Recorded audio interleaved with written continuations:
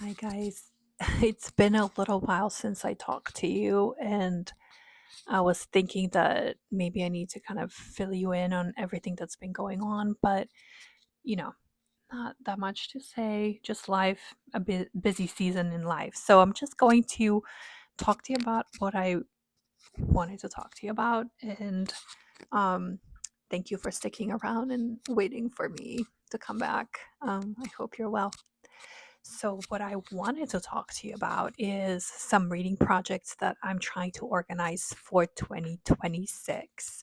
I was kind of putzing around my office here at home and organizing my little piles of books. And I realized that I have never really quite talked to you about how I organize my reading.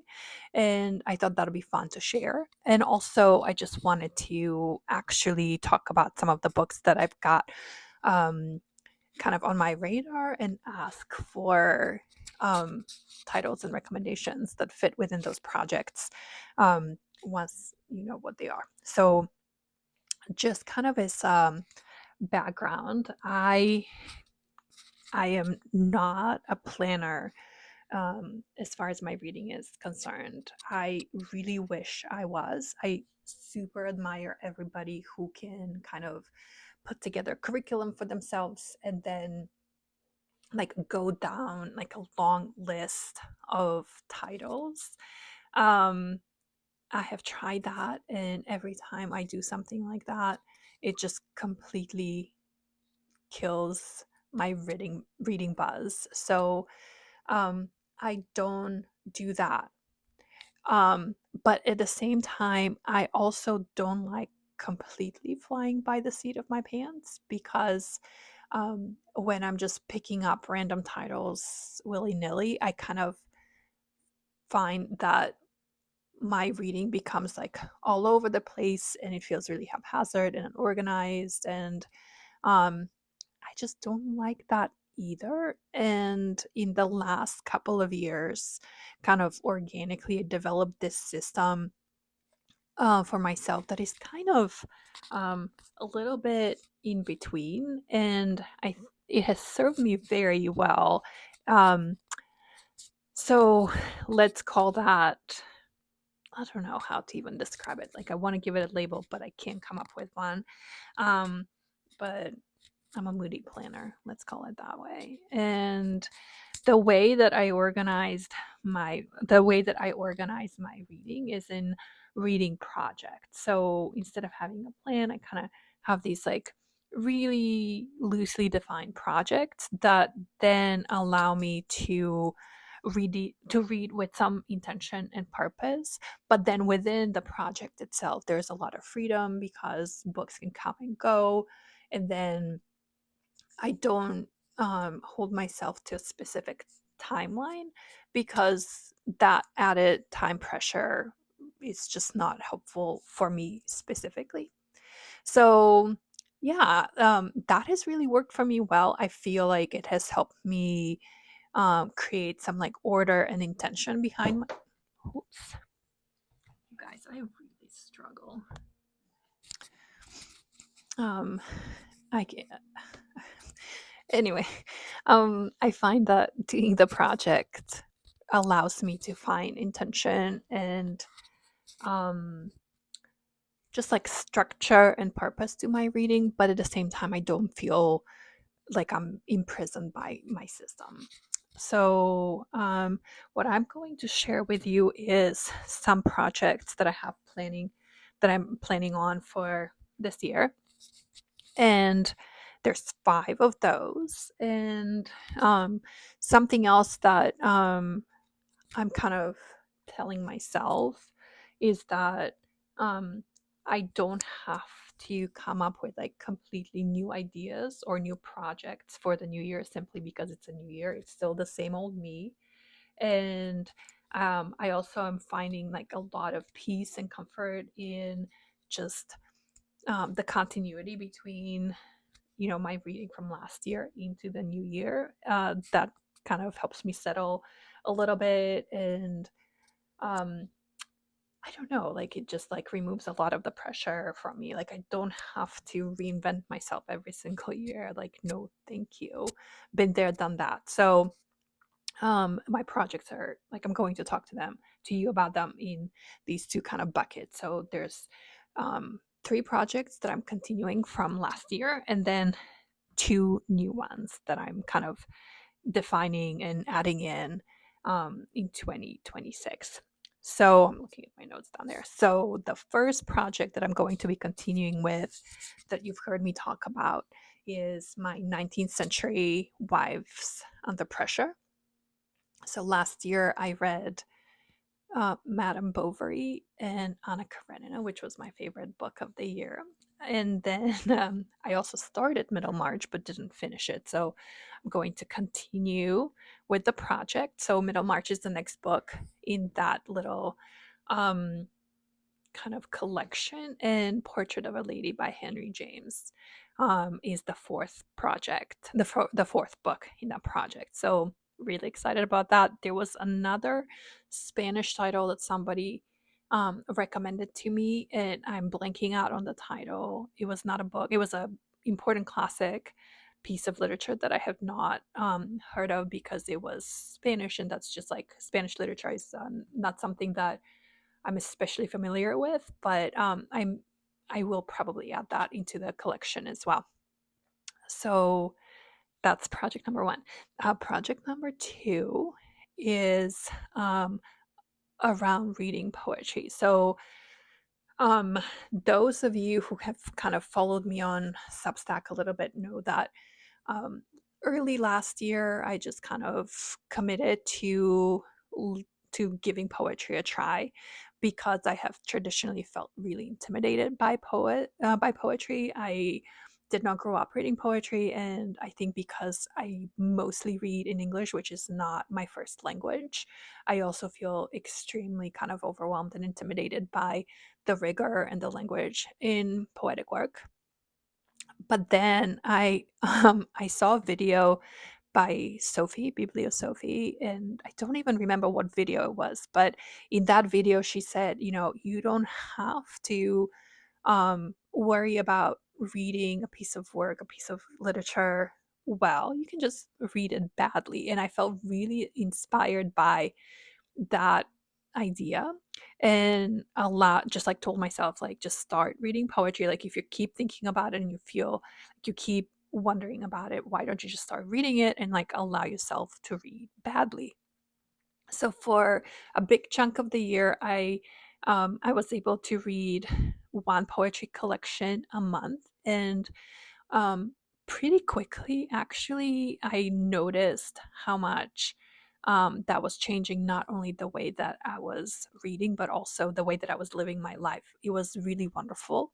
And it completely, like, it totally affected the way that I read prose and novels in a way that I really loved. Like, it really made me want to read more formally experimental literature, less plot driven literature. And that was just like such a big discovery for me, such a huge surprise. So I want to continue reading poets. Okay, so yeah, so I will continue reading poets. This year, I really want to read at least one poetry collection a month. And where I think I'm going to start is with some Anne Carson. So I have Autobiography of Red and Eros, the Bittersweet, and Wrong Norma by her. So I've been collecting these books by her for a while now, and I have been just so infinitely curious and inspired by her, but also incredibly intimidated. So this is the year we're doing this. Tell me where I should start. And just like kind of like a random thought about reading poetry, I originally, when I started kind of that project and like told myself that, you know, like give it a try, one book at a time, at the time I was thinking, even when I'm really busy and life feels hard and hectic, I will always have the time to read a small book of poetry. And as I actually started reading poetry, I realized that even though the books were small, every single word in the book mattered in such a deep and profound way, more so than in a novel, that I actually found that when I got more busy and frazzled, I couldn't read poetry as much as I thought I would be able to. So that's why my poetry reading habit kind of like declined towards the end of the year, simply because there was so much going on in my life. But I'm really hopeful to rededicate myself to the project. And I mean, I'm not gonna lie, I have really high expectations of it because I already know it works for me. Okay, so the third project is monographic reading. And this is just a label that I have created for this type of reading for myself. And I hope and pray that I'm not completely wrong in the way that I'm using this word. But to me, um, monographic reading refers to this idea of like really focused reading on a single topic or a single author, the way that, for example, like an academic might write a monograph on an author that they're studying in detail. So I did a lot of reading of Claire Louise Bennett, Aishigo Savage, and who else did I become a completionist in last year? Blanking out. Oh, Constance Dupré, of course. So that was really kind of like awesome. And I want to do more of that next year. I have a stack of Jenny Offal books that I really want to um, get through this year. I have read The Parkman of Speculation when it first came out. Like, I think it was like 2015, if I'm not mistaken. And I still carry this book in me. It's one of my favorite things I have ever read. And I hope to reread it and then just move on to Last Things and Weather by her. Another book that I have lined up along those lines is the next Constance Debray book, which is coming out in March. And thankfully, luckily, Semiotext already sent me an advanced copy of it. So I'm just freaking out. Um, and then I have two authors that I really got into last year that I hope to complete everything that I can get my hands on this year. Jenny Erpenbeck and Vigdis Hjorth. So these are my two authors that I started last year that I hope to complete. And these are my projects that I'm bringing into 2026 that I started last year. The two new ones that I am going to be working through are, well, the first one, inspired by my reading of Claire Louise Bennett. And if, I don't know if you guys follow my Substack, please do. I'll include a link to it in the description. But I wrote a post kind of towards the end of the year that basically documented my obsession with Claire Louise Bennett. I love her work so much that I was kind of panicking towards the end of the year because I read all of her books, including the most recent one that just came out. So I was just kind of finding myself being like really despondent that I would not be able to read more of her work because it's going to take a while before a new book comes out. And then I had this mad slash brilliant idea to go through her book Checkout 19 and make a list of all of the books and authors that are listed in that specific book, because it's a coming of age story about a reader and a writer. So based on that list, let me know if you want it. I kind of feel like I have so many book projects that that I'm going to conceptualize and draw from. I love that because it gives me so many good ideas, but also it kind of allows me to gain a better, deeper understanding of Claire Louise Bennett herself, just because I will be reading stuff that she loves. So the first project based on that is um, a reading of working class writers, and this is something that Claire Louise has actually talked about herself. She has a documentary, radio program, documentary podcast. I don't know what to call it, that she put together, and in that she includes three writers that she kind of like gives like a little biography of, and then talks about their work and why it matters to her and what she likes about it. She also interviews experts on these authors. Okay, the light here is just a little nutty. We like it, but it's like too much. So anyway, so those authors are Tove Ditlevsen, Annie Ernaux, and Anne Quinn.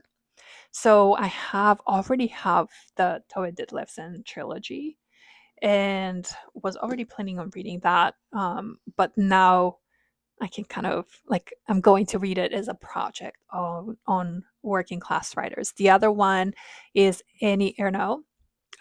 So I have Getting Lost at Home, and I need to read the years. I read a lot of Annie Ernaux last year, and the more I read her, the more I love her work.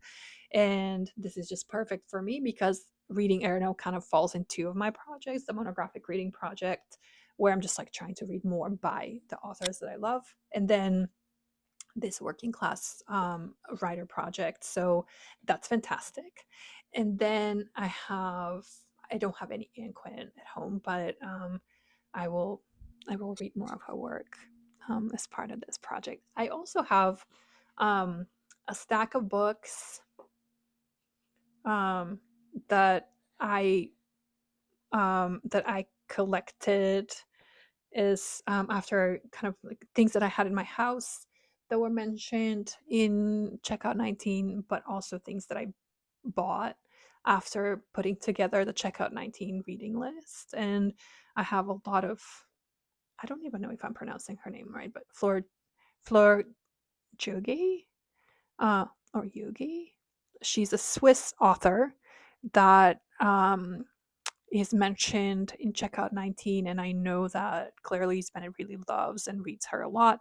I also know that a lot of people, um, Sheila Heti, for example, is a huge fan. So super curious about her.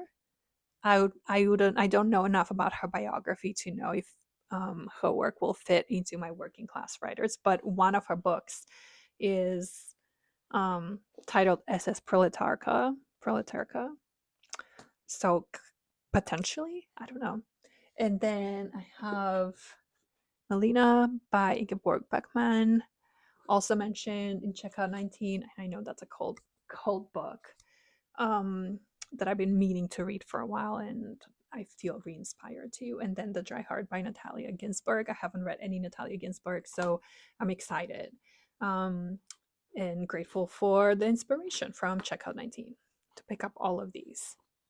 So that's that project. And finally, I feel a little bit awkward talking about this one, but some of you may know I'm working on a book.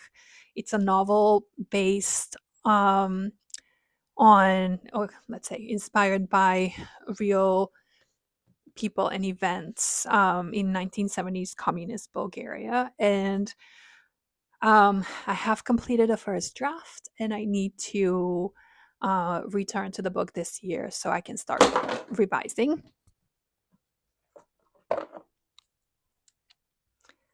All right, so the last project is the one that I feel most kind of tender about and awkward sharing. But okay, so some of you maybe know that I am working on a novel.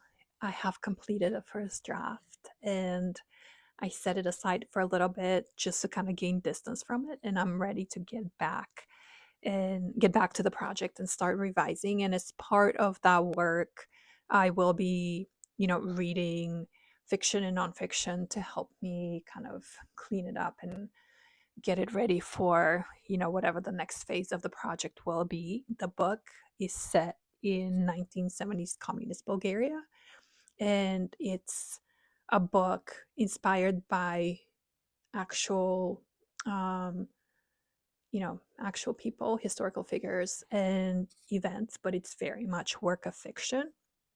and it's a book about political power and ambition and the tension between like a powerful elite and like the youthful vibrancy of um, artists and intellectuals in Bulgaria at the time. So I will be reading a lot of literature around, um, you know, life and specifically like like the lives of artists and dissidents, intellectuals during the Cold War. So as part of that work, I have Marina Abramovich's memoir that I want to read. I have a book on Giulia Augusti, who is the daughter of um, um, Augustinian, the Roman emperor. And then I have a book about, a small socialist state on the global culture scene, a book about Bulgaria. So it's like Bulgaria, like cultural production in Bulgaria during communism. So, okay, this light is really disgusting right now. Let me stop.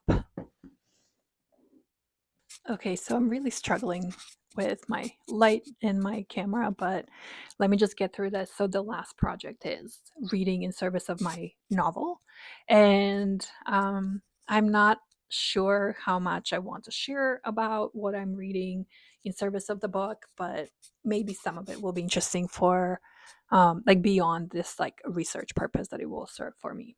So maybe I'll share some of that as I go along.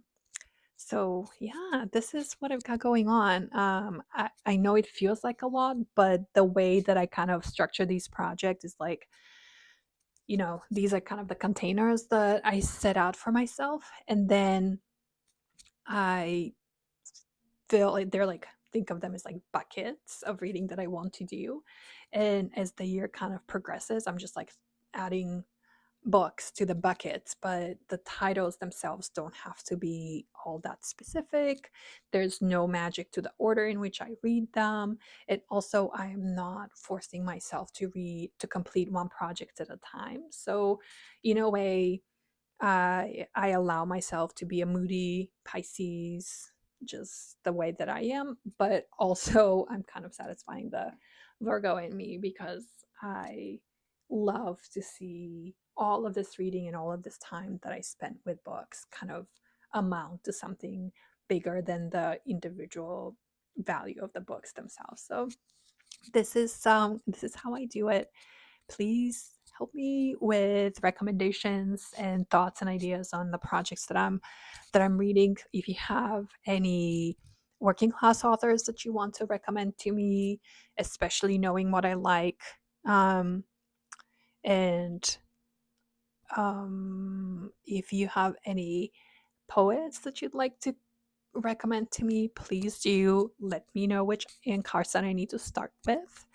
And finally, if you have any books you want to recommend that in somehow address like the experience of artists and intellectuals under political oppression, give me those titles too. Okay, I'm so happy to be back, and I hope to make more regular videos for you guys this year. Thank you so much for subscribing. Follow my Substack as well, because that's where most of my book related thinking goes. And let's chat books. Bye.